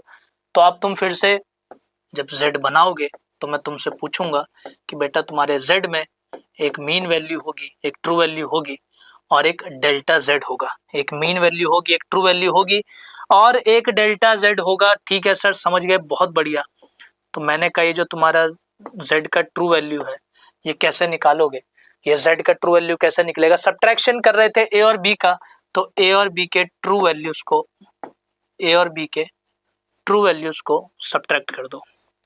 ठीक है जी, ए और बी के ट्रू वैल्यूज को सब्ट्रैक्ट कर दो। ठीक है सर, मीन वैल्यू निकल गया, बहुत खुश हैं हम लोग। अब डेल्टा जेड कैसे निकाले सर? डेल्टा जेड कैसे निकालोगे? जो जेड बना था वो ए और बी को सब्ट्रैक्ट करके बना था, तो डेल्टा जेड के लिए तुम ए का डेल्टा और बी का डेल्टा सब्ट्रैक्ट कर दोगे, ऐसा तुम्हें लगेगा। लेकिन ये गलत है, क्योंकि तुम्हारा यहाँ मन करेगा सर ए और बी को ऐड करा था तो डेल्टा जेड निकालने के लिए हमने delta A plus delta B कर दिया। सर हमने ए और बी को सब्ट्रैक्ट करा था तो डेल्टा जेड निकालने के लिए डेल्टा ए और डेल्टा बी को सब्ट्रैक्ट कर दिया। यही गलती कर रहे हो भैया। अब यहाँ पर ध्यान रखना, जिसको ये बात पता है बहुत बढ़िया, जिसको नहीं पता उसके लिए समझा रहा हूँ। बेटा एरर्स कभी एक दूसरे को कैंसिल नहीं कर सकती, एक गलती दूसरी गलती को काट नहीं सकती। दो गलतियां मिलेंगी तो गलती बढ़ेगी घटेगी नहीं। अरे बात समझ में आ रही है? नहीं आ रही है? तुमने अगर एक बार गलती करी और फिर तुमने दूसरे टास्क में गलती कर दी, दो गलतियों को मिला करके तुम ये नहीं कह सकते कि गलतियां सब्ट्रैक्ट हो सकती हैं। गलतियां कभी घटती नहीं, गलती से गलती मिलेगी तो वो बढ़नी ही चाहिए। एरर्स को तुम सब्ट्रैक्ट नहीं कर सकते, एरर्स को तुम सब्ट्रैक्ट नहीं कर सकते भैया, तभी तो यहाँ पर प्लस लगाया। तो कर सब्ट्रैक्शन रहे हो, जो z बनाया वो a और b को घटा के बनाया, लेकिन a और b का एरर नहीं घटेगा। ऐसा नहीं कह सकते कि मैं, तो तुम ये कहना चाह रहे हो कि a में सर 5% एरर था, b में सर 5% एरर था, तो जब मैंने a और b को सब्ट्रैक्ट करके कोई क्वांटिटी बनाई उसमें सर 0% एरर। अरे समझ रहे हो, ये बात कोई तुक बना ही नहीं रही। इस बात का कोई सेंस ही नहीं है कि ए में 5% एरर, बी में 5% एरर, तुमने ए माइनस बी करके कुछ बनाया तो उसमें 0% एरर होगा, मतलब तुमने एक परफेक्ट चीज बना दी। दो चीजें ऐसी जिनमें गलतियां थी उनको कंबाइन करके तुमने एक ऐसी चीज बना दी जिसमें कोई गलती ही नहीं है। तो ये एरर के प्रिंसिपल के खिलाफ है बच्चों, ये एरर के प्रिंसिपल के खिलाफ है। तो कभी भी कहीं भी एरर को तुम सब्ट्रैक्ट नहीं कर सकते, एरर को एरर से सब्ट्रैक्ट नहीं किया जा सकता, एरर्स हमेशा आपस में ऐड होंगी। ठीक है जी, बहुत बढ़िया। तो यानी कि यहाँ पर भी डेल्टा जेड का वही फॉर्मूला रहेगा जो तुम्हारा एडिशन के लिए था। यही यहाँ पर इंपॉर्टेंट पॉइंट था जो डिस्कस करना है, यही इंपॉर्टेंट पॉइंट था जो डिस्कस करना है। ठीक है जी, चलो आगे बढ़ते हैं अगली कहानी पर। तो सब्ट्रैक्शन और एडिशन में कैसे जेड मीन और डेल्टा जेड निकलता है वो कहानी हम समझ गए। तो अब देखो एक सवाल देखते हैं। इस सवाल में बोल रहा है the initial and final temperatures of water as recorded by an observer are. तो इनिशियल टेम्परेचर कितना दिया हुआ है उसको एक बार लिख लेते हैं, 40.6 प्लस माइनस 0.2 डिग्री सेल्सियस। ठीक है सर, समझ गए, बहुत बढ़िया। फाइनल टेम्परेचर दिया हुआ है, फाइनल टेम्परेचर है 78.3 प्लस माइनस 0.3 डिग्री सेल्सियस। ठीक है सर, ये भी समझ गए, बहुत अच्छे। तो वाटर को क्या करा, उसका जो टेम्परेचर चेंज हुआ इनिशियल से फाइनल वो यहाँ पर लिख दिया, बहुत बढ़िया। वो पूछ रहा है calculate the rise in temperature with proper error limits. अब बोल रहा है टेम्परेचर राइज कितना हुआ, अरे घुमा फिरा के यही तो मांग रहा है कि टेम्परेचर चेंज कितना हुआ। बोल रहा है टेम्परेचर चेंज कितना हुआ वो बता दो और प्रॉपर एरर लिमिट्स यूज कर लेना प्लीज। तो उसने प्लीज बोल दिया तो हम यूज करेंगे। अब तो भैया टेम्परेचर राइज कितना होगा यानी कि टेम्परेचर चेंज कितना होगा, ये कैसे पता चलेगा? T final minus T initial करके पता चलेगा। Final temperature minus initial temperature करके पता चलेगा कि कितना चेंज इन टेम्परेचर आया। बढ़िया। तो अब देखो TF है, उसकी एक ट्रू वैल्यू है, उसका अपना कुछ एरर है। TI है, उसका कुछ ट्रू वैल्यू है, उसका अपना कुछ एरर है। तो अब TF माइनस TI करोगे तो जो डेल्टा T है उसका अपना कुछ ट्रू वैल्यू होगा और उसका अपना कुछ एरर होगा। यही तो अब हम सीख के आए थे प्रोपगेशन ऑफ एरर में, भैया दो अलग अलग क्वांटिटी कंबाइन करने पर कैसे बात बनेगी। तो सब्ट्रैक्शन में कैसे बात बनती है, ट्रू वैल्यू के लिए अगर a माइनस बी करा है तो a और b का ट्रू वैल्यू सब्ट्रैक्ट कर दो।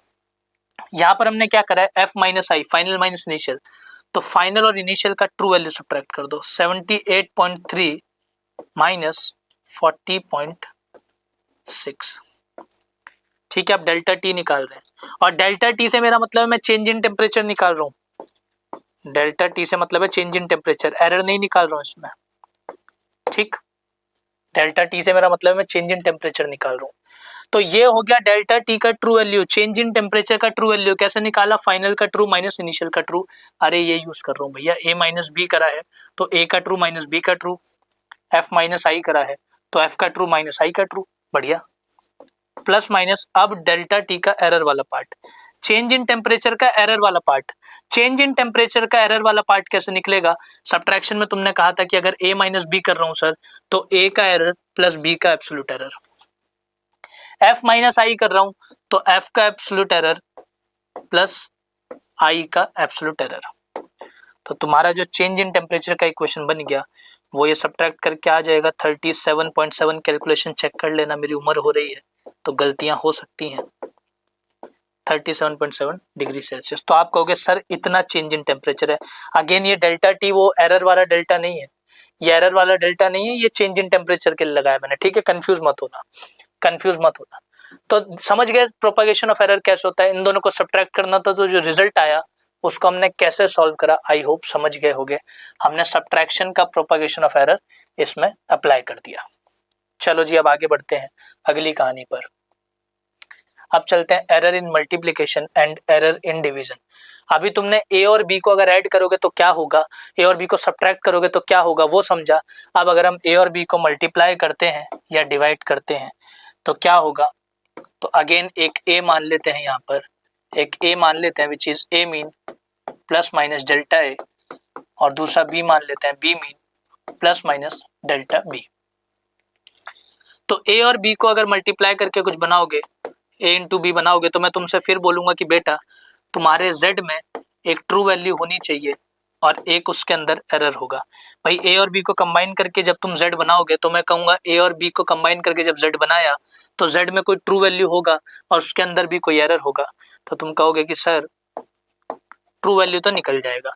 ए और बी को मल्टीप्लाई करके z बनाया था तो ए और बी का ट्रू वैल्यू मल्टीप्लाई करके z का ट्रू वैल्यू बन जाएगा।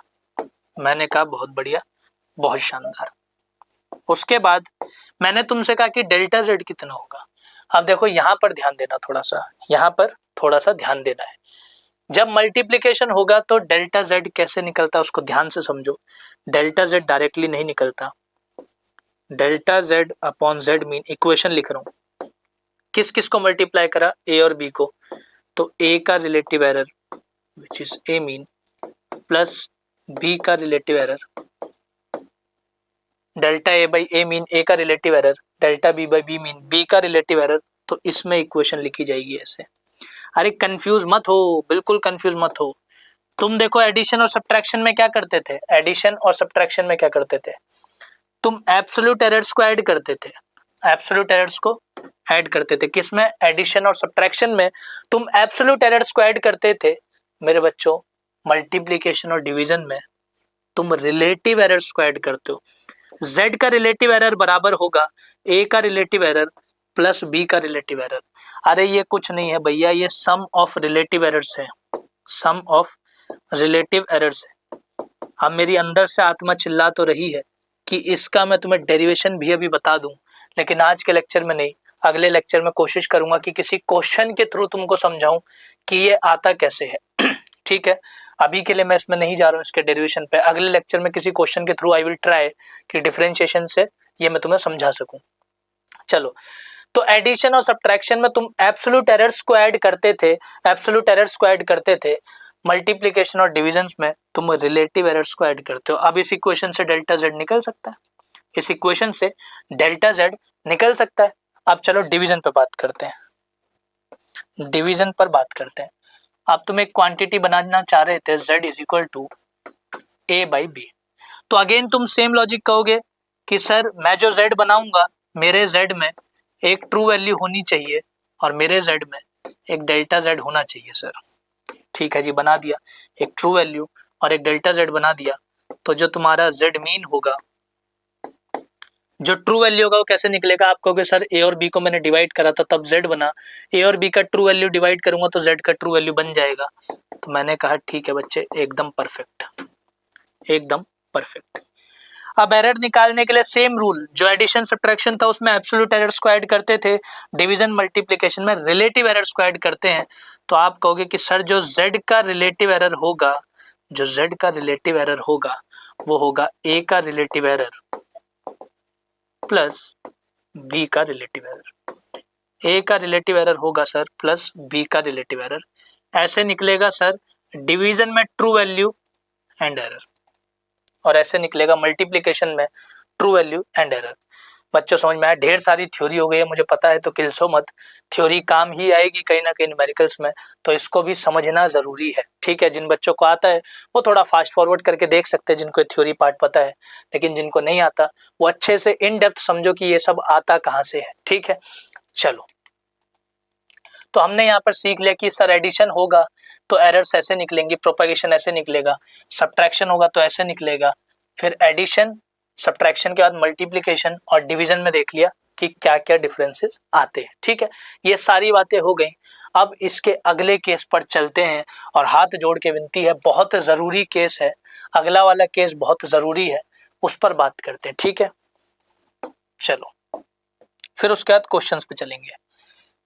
तो एरर इन पावर वाले केसेस, ठीक है, एरर इन पावर वाले केसेस मतलब कि मैं एक z बना रहा हूं और मैं z को कैसे बना रहा हूं, मैं बना रहा हूं a की पावर p b की power q divided by c की पावर r, और भी कुछ ला सकते हो, d की पावर z ला सकते हो, कुछ भी ले आओ। ठीक है, मतलब ये ऐसे कहानी चलती रहेगी।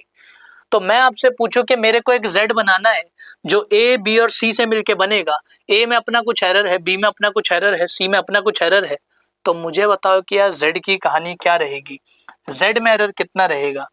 तो देखो आप क्या कहोगे, इसके लिए तरीका समझो। ठीक है, ये आती कहाँ से इक्वेशन, डिफरेंशिएशन से निकल के आती है, मैं समझा सकता हूँ, लेकिन अभी उस पर बात नहीं करेंगे।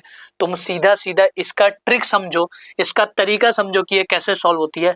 आप कहोगे कि सर z का मैं रिलेटिव एरर लिख सकता हूँ, delta z upon z mean. Sir मैं z का रिलेटिव एरर लिख सकता हूँ, कैसे लिखोगे, मैंने कहा इसकी ट्रिक ऐसे है कि तुम क्वांटिटीज देख लो कौन कौन है, a b c, तीन क्वांटिटीज मिल गई, तीनों का रिलेटिव एरर लिख डालो, delta a by a mean plus delta b by b mean plus delta c by c mean. वाह सर बहुत बढ़िया, ये तो आसान था।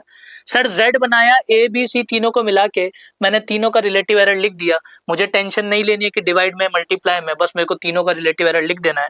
अब उसके बाद मेरे बच्चे एक स्टेप और करना है, पावर्स को मल्टीप्लाई करो। a का पावर कितना था p, यहाँ मल्टीप्लाई कर दो, b का पावर कितना था q, यहाँ मल्टीप्लाई कर दो, c का पावर कितना था r, यहाँ मल्टीप्लाई कर दो, और ये तैयार हो गई तुम्हारी इक्वेशन, ये तैयार हो गई तुम्हारी खूबसूरत सी इक्वेशन।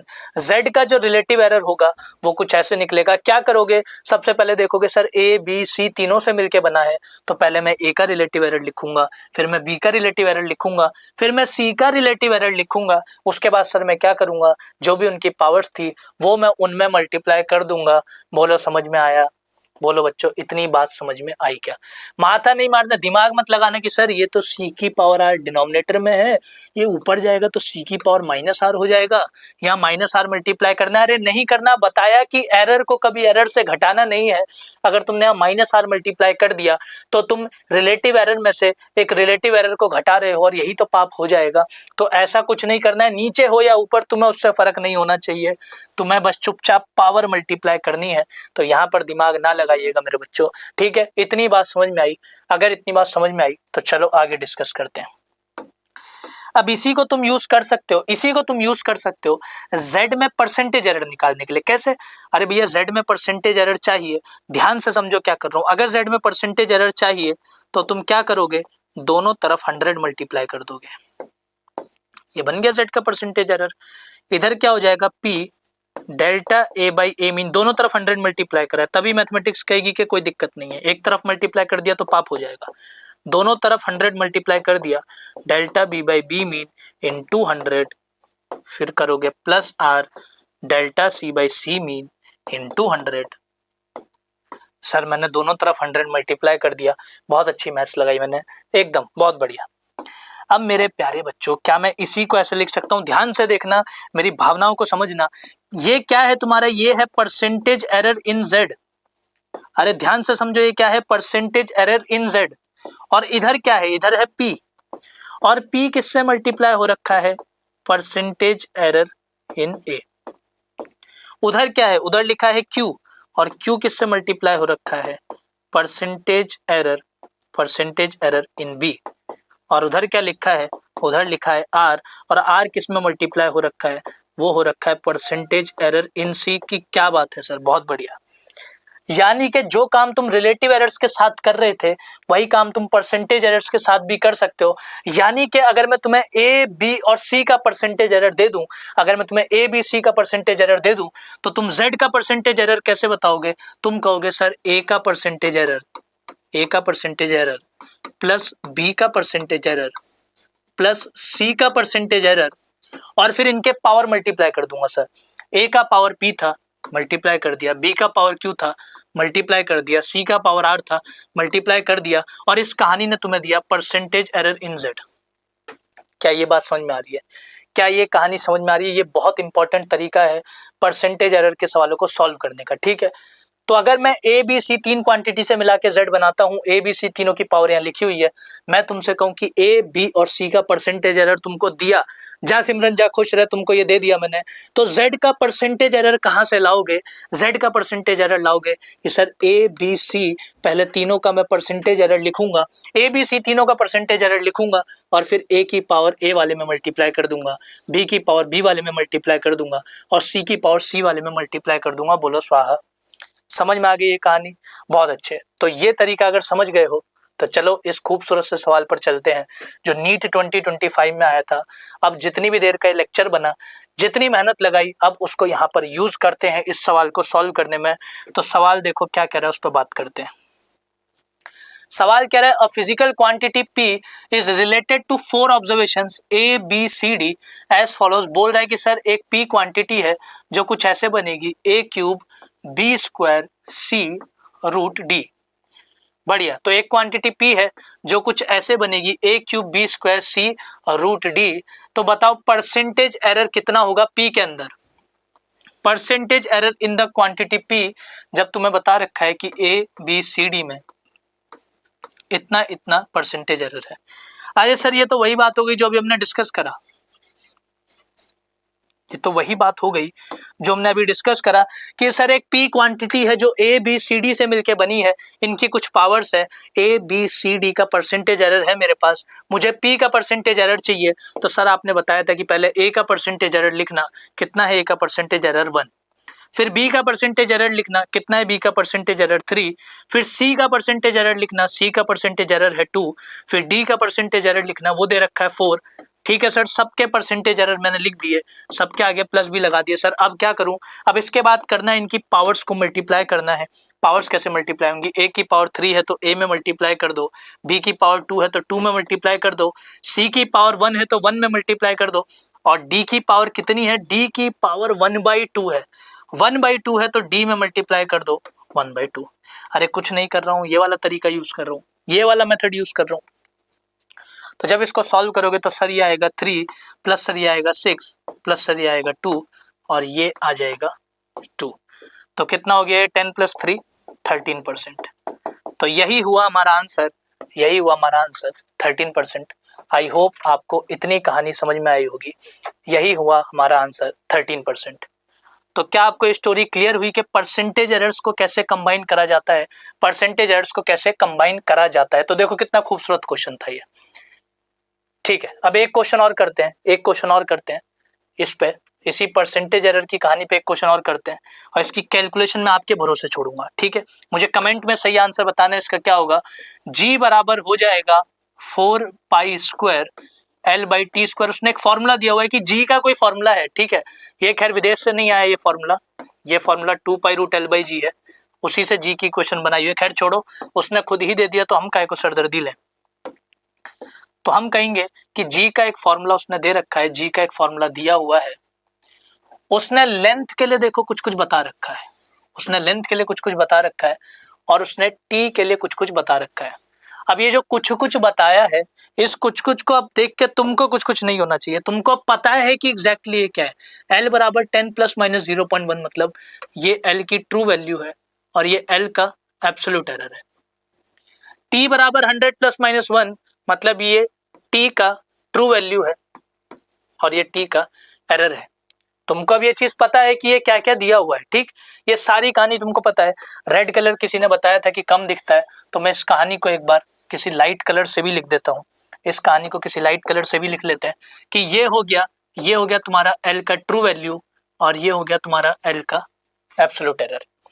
ये हो गया तुम्हारा टाइम का ट्रू वैल्यू, और ये हो गया तुम्हारा टाइम का एब्सोल्यूट एरर। अब ये पढ़ना जानते हो तुम, 100 प्लस माइनस का मतलब क्या है, 10 ± 0.1 का मतलब क्या है। चलो फिर सवाल पे वापस आते हैं।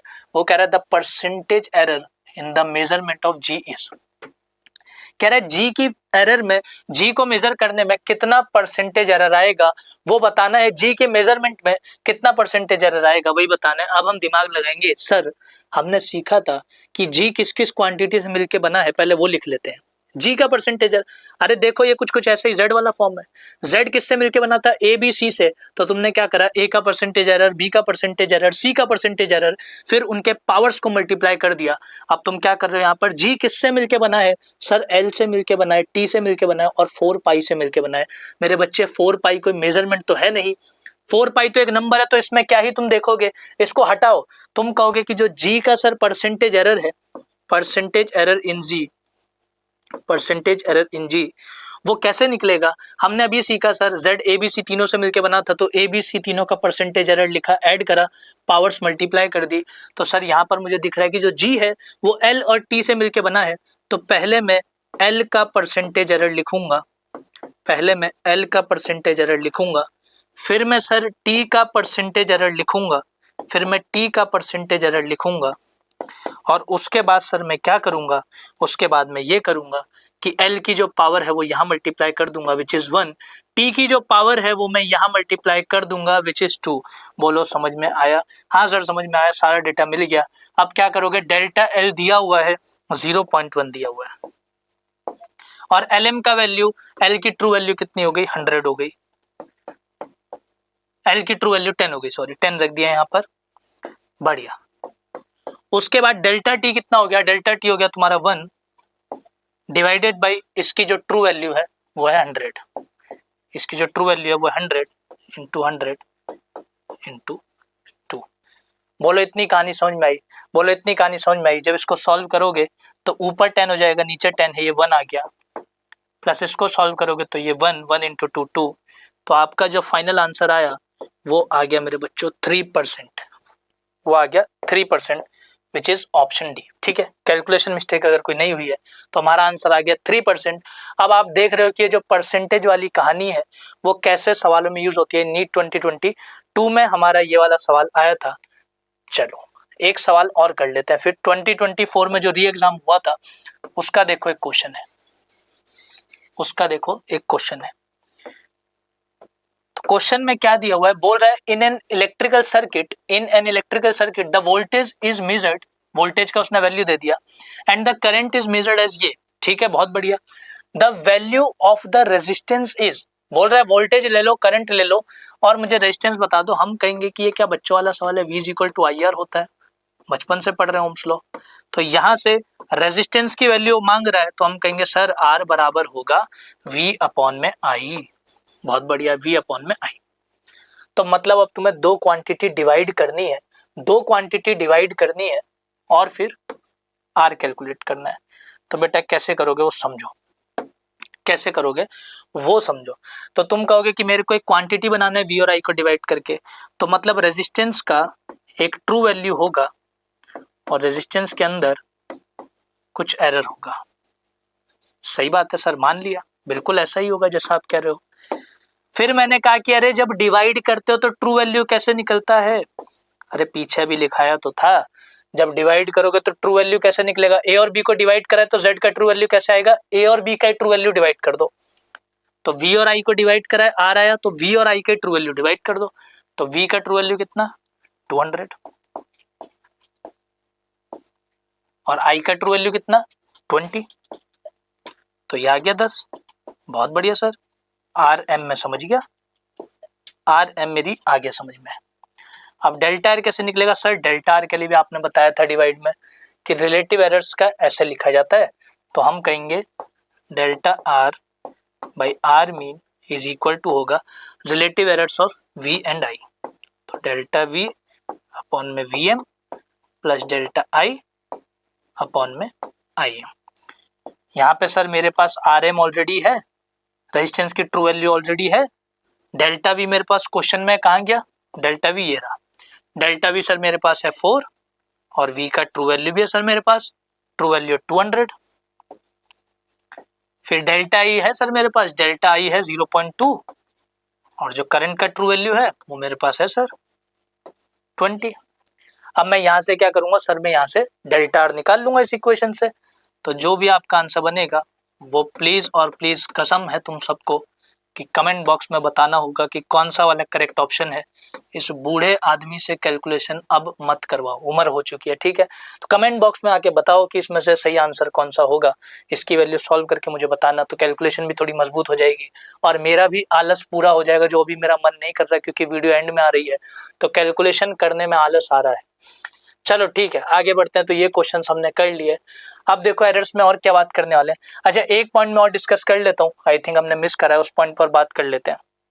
जब मैंने तुम्हें परसेंटेज वाला सब कुछ बता दिया, ये जो भी कहानी थी यहाँ पे सब बता दी, यहाँ पे ZM निकालना नहीं बताया, रिलेटिव एरर डायरेक्टली निकालना बता दिया, तो एक छोटी सी इक्वेशन लिख देता हूँ। ZM के लिए एग्जैक्ट पैटर्न में ही सबका ट्रू वैल्यूज रख देना बस। A का ट्रू वैल्यू, B का ट्रू वैल्यू एंड C का ट्रू वैल्यू। हालांकि इसका यूज कहीं होता नहीं है, बट मैंने फिर भी लिखवा दिया है। इन जनरल इसका यूज नहीं होता है, फिर भी इसको लिखा दिया है, कहीं पे काम पड़ जाए। तो जब तुम Z को बनाओगे तो उसकी रिलेटिव एरर तो ऐसे लिखते हो, और उसकी ट्रू वैल्यू लिखनी हो तो बस A B C को उनकी ट्रू वैल्यू से रिप्लेस कर देना। तो ये हुआ बच्चों हमारा एरर का डिस्कशन, ये हुआ हमारा एरर का डिस्कशन। तो आज हमने एरर्स में देखा कि सिस्टमेटिक एरर्स क्या होते हैं, सिस्टमेटिक एरर पर बात करी कि इनको कैसे पहचाना जाता है, इनको एलिमिनेट किया जा सकता है नहीं, ये कैसे होते हैं, यूनि डायरेक्शनल या बाई डायरेक्शनल, ये सब बातें करी।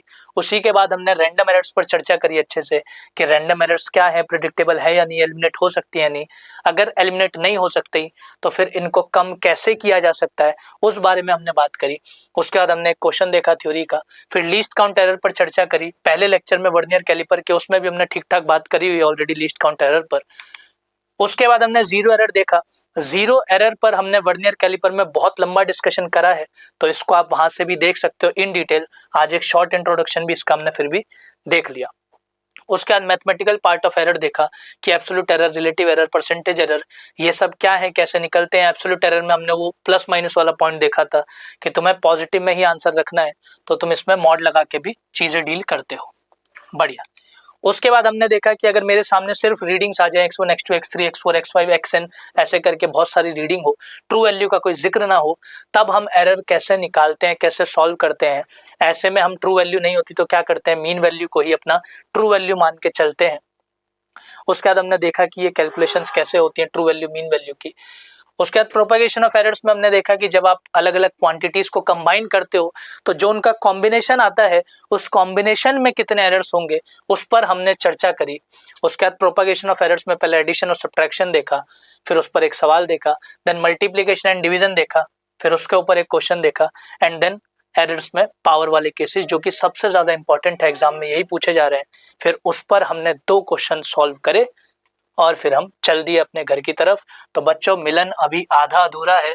क्यों मैं ऐसा बोल रहा हूँ, एरर की थ्योरी कंप्लीट, एरर के कंसेप्चुअल पार्ट्स कंप्लीट हो चुके हैं, कुछ क्वेश्चंस भी कर लिए हैं, लेकिन एरर में ना सब कुछ पढ़ने के बाद भी, ध्यान से समझना, एरर में सब कुछ पढ़ने के बाद भी इसके कुछ ऐसे क्वेश्चंस हैं जो तुमने अगर वो वैरायटी नहीं पढ़ी तो तुम सारी थ्योरी जानते हुए भी गलत कर दोगे। तो जो अगला वाला लेक्चर होगा वो नीट वालों के लिए तो इम्पोर्टेंट है ही है, जेई वालों के लिए बहुत ज्यादा इंपॉर्टेंट है, ठीक है। जेई वालों के लिए एरर्स जो है वरदान है, क्योंकि एरर में बहुत सारे केसेस बनते हैं, इंक्लूडिंग नीट वाले। नीट वालों के लिए भी कुछ ऐसी कैटेगरीज हैं जो तुम सिर्फ थ्योरी पढ़ के कभी सॉल्व नहीं कर पाओगे। तो मैं अगली क्लास में सिर्फ एरर के क्वेश्चंस कराऊंगा, अगली क्लास में सिर्फ एरर के क्वेश्चंस करेंगे और ढेर सारे क्वेश्चंस करेंगे, जितनी भी पॉसिबल वैरायटी है सब कवर कर डालेंगे, बेसिक से लेकर के एडवांस तक, ताकि एरर्स में आप लोग ना फंसे, ठीक है। तो अगर अगले लेक्चर में एरर्स के क्वेश्चन करने हैं तो मेरे साथ जुड़े रहिएगा। समय आ गया है अब आपसे विदा लेने का।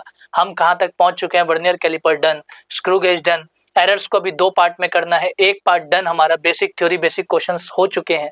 अब इसमें जो एडवांस वैरायटी के क्वेश्चंस बनते हैं वो करने हैं। और सुन लो ध्यान से, वो नीट के लिए भी इंपॉर्टेंट है, दिमाग में ये मत लाना सर ने एडवांस वर्ड यूज कर दिया, अरे नहीं हमें नहीं चाहिए। 2025 का पेपर देखा था ना, तो फिर एरर्स के अच्छे क्वेश्चंस कर लेना, अगर कोई तुम्हारा ऐसा एक्सेप्शनल क्वेश्चन आ गया ताकि उसको कर पाओ। बढ़िया, तो एरर्स हो चुका, फिर अपना बेसिक डायमेंशंस को देखेंगे और फिर सिग्निफिकेंट एंड राउंडिंग ऑफ, इन सब पे बात करेंगे। चलो, तो कल के लेक्चर में हम लोग एरर्स के पार्ट 2 पे बात करेंगे। तो आप लोग खुश रहिए, तैयारी करते रहिए, अच्छे से मेहनत करते रहिए। अगर आपको लेक्चर्स पसंद आ रहे हैं तो कमेंट्स में बताएं। अगर आपकी तरफ से कोई सजेशन है कि सर ये लेक्चर बना दो, वो बना दो, ये टॉपिक कवर कर दो, जो भी सजेशन है बताओ। और अगर अच्छा लग रहा है तो वो भी बताओ, ताकि मेहनत करने का थोड़ा सा दम निकल के आए अंदर से। तो चलिए फिर चलते हैं। गुड बाय बच्चों, ध्यान रखिएगा।